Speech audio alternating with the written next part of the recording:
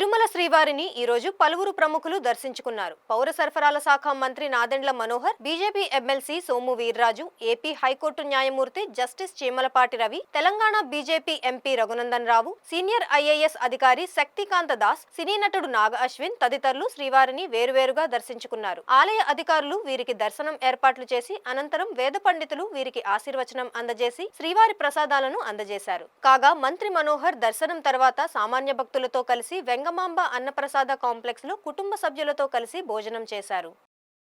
Hi అండి, good morning. Family తోటి తిరుమల వచ్చాము. దర్శనం చాలా బాగా జరిగింది.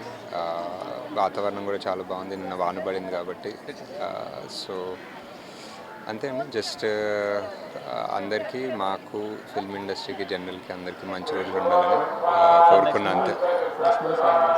కలికినే ఇంకా టైం పడుతుంది. Thank you. Good morning. రాష్ట్ర ప్రభుత్వం అభివృద్ధిలో అడుగులు వేస్తూ ముందుకు వెడుతున్న సందర్భంలో ఈ రాష్ట్రం అనేక అంశాల్లో ప్రగతిని సాధిస్తూ ముందుకు వెడుతున్న సందర్భంలో 14 నుంచి మనం 24 వరకు ఇబ్బందులు పడ్డాం.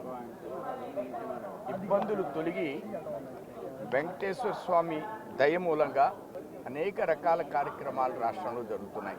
మీడియా మిత్రులందరికీ నమస్కారం. వెంకటేశ్వర స్వామి ఆశీస్సులతో భారతీయ జనతా పార్టీ గౌరవ నరేంద్ర మోడీ గారి నాయకత్వంలో ఈ దేశంలో చాలా కాలం నుంచి హిందూ బంధువులందరూ ఎదురు చూస్తున్నటువంటి వక్ఫ్ చట్టాన్ని పాస్ చేసిన తర్వాత పార్లమెంట్ నుంచి నేరుగా ఇక్కడికి రావడం జరిగింది.